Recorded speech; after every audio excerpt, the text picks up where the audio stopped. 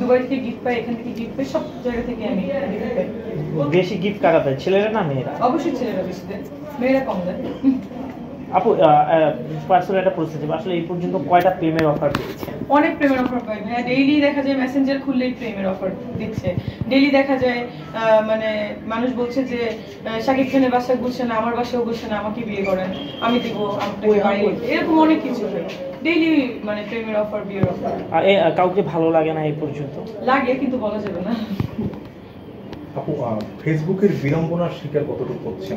অনেক হচ্ছি, বিড়ম্বনার শিকার হচ্ছি, দুঃখ পাচ্ছি, কষ্ট পাচ্ছিলাম, এখন পাচ্ছি না, এখন এনজয় করছি। কারণ মানুষের কাজ বলা, মানুষের মুখ আছে, ট্যাক্স লাগে না, বলবে, ইটস ওকে। বাট কিছু মানুষ শয়তানি করছে, সে তাদেরকে ডিফেন্সে খেলছি, বাট এরপরে আসলে অফেন্সে খেলতে হবে।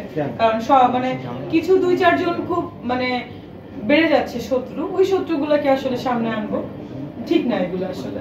আচ্ছা আপু, ওই যে একজন একটু ভালোর দিকে যাওয়া শুরু করলে তার পিছনে যে শত্রুতার সৃষ্টি হয়, এটা আসলে কারণটা কি, আপনি কি মনে করেন? এটা দেখেন, একমাত্র বাংলাদেশে নোংরা পলিটিক্সটা বাংলাদেশে আছে। কেউ যদি ভালো করে তাকে টেনে নিচে নামাতে চায়, তাকে কখনোই উপরে উঠতে দিতে চায় না।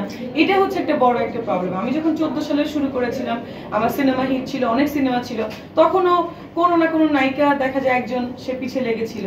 এখনো যখন দেখা যাচ্ছে আমি পড়াশোনা শেষ করে আবার এসেছি, এখনো আবার লেগে আছে। তো বাংলাদেশে না মানে মেয়েরাই মেয়েদের শত্রু, নায়িকারাই নায়িকাদের শত্রু। সব নায়িকার কথা বলছি না, অনেক নায়িকা আছে আমার ভেরি ক্লোজ, আমার ক্লোজ ফ্রেন্ড, 2-1 জনের কথা, বাট নাম বলবো না, যখন মানে প্রুফ আনবো তখন আপনারা দেখতে পারবেন। তো এটা খুব খারাপ, পিছিয়ে লেগে থাকে মানুষের। আপু দেশের বাইরে গিয়ে কাজ করার ইচ্ছা আছে কতটা, অনেক, বা কোনো সুযোগ এসেছে কিনা, কোনো কথা হচ্ছে? হ্যাঁ, দেশের বাইরে অনেক কাজ এসেছে, সুযোগ এসেছে। দেশের বাইরে আমি অলরেডি জয়েন্ট ভেঞ্চার কিন্তু 3টে সিনেমাও করেছি, তো আপনারা দেখেছেন, আরো করব। আমি ইন্ডিয়ার সঙ্গে কাজ করব, আমি করব, এগুলো বলা যাবে না। যখনই ভালো কিছু বলা যায় তখনই তো ওখানে মানুষজন হানা দেয়। শাকিবের সঙ্গে যে সিনেমাটার কথা চলছিল সেটার আপডেট? সেটার কথা আছে, ভালো আছে, কিন্তু তার সঙ্গে একটু মনোমালিন্য হয়েছিল মাঝখানে। সে ক্যাপশনস গুলো দেখে খুব কষ্ট পেয়েছিল যে তুমি আমাকে এগুলো কেন বলছো। তো তখন আমি তাকে বললাম, দেখেন এই যে আমার কাছে তো প্রতিটা ভিডিও থাকে, ইনস্ট্যান্ট এই ভিডিওটা আমি টোটাল করে রাখছি আমার মোবাইল দিয়ে। তখন তাকে আমি পাঠিয়েছি এই কথার পরিপ্রেক্ষিতে এটা হচ্ছে। তো ব্যাপারটা হচ্ছে এরকম ছিল।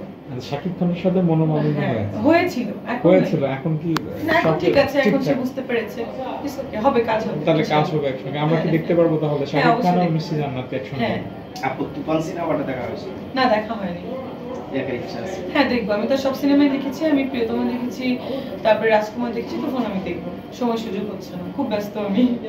আচ্ছা, আমরা মিষ্টি জান্নাতকে অভিনেত্রী হিসেবে জানি, ডাক্তার হিসেবে জানি। আচ্ছা, মিষ্টি জান্নাত কি কখনো নিজে গান গায়?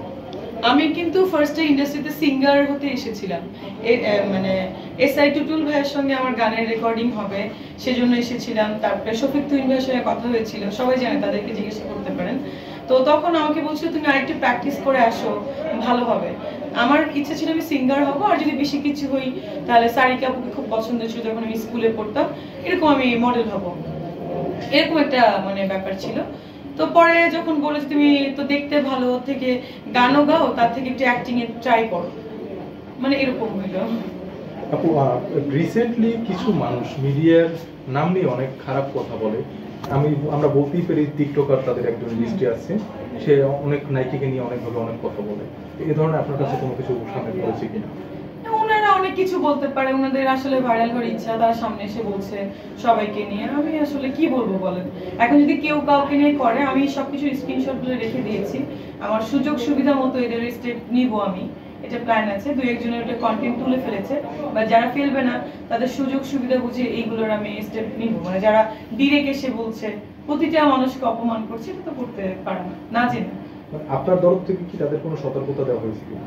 না, আমি এখনো কোনো সতর্কতা দিনে, আমি সময়ই পাচ্ছি না। আরেকটু করুক, আরেকটু বাড়ুক, একটু বেশি বাড়লে ভালো হয়। ছোট ছোট ব্যাপার থেকে বড় একটু হইলে একটু বড় হয়ে ব্লাস্ট হবে, আবার এটাই ভালো। আপু যেমনটা শুনছিলাম যে আপনি গান গাওয়ার জন্য ইন্ডাস্ট্রিতে এসেছিলেন এবং সেই হিসেবেই প্রথমে যাত্রা শুরু করেছিলেন, তো সেই দিক থেকে আমরা কি কোনো একটি গানের একটা লাইন আমরা শুনতে না পারি? ভাই, এখন আজকে শুটিং এ আছি, আমার শুটিং এ ডাকছে।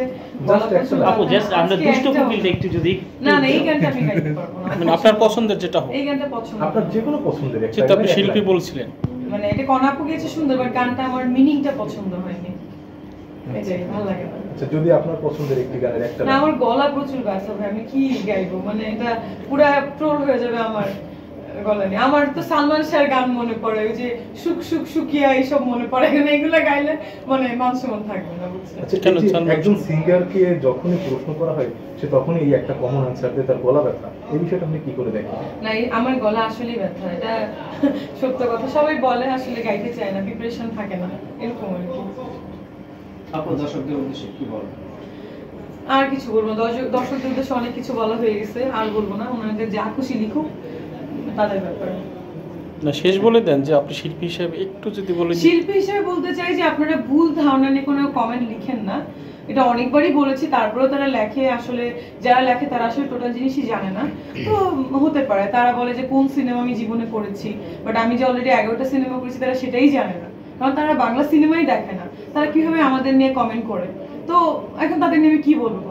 এইসব দর্শকদের নিয়ে আমার কিছু বলার নেই, বাট এতটুকু বলবো তারা আপনারা সিনেমা দেখুন, আমারটা দেখেন নাই এই দুঃখ আমার নাই, বা যেগুলো হচ্ছে ভালো ভালো সিনেমা হচ্ছে সবই দেখুন। Thank you.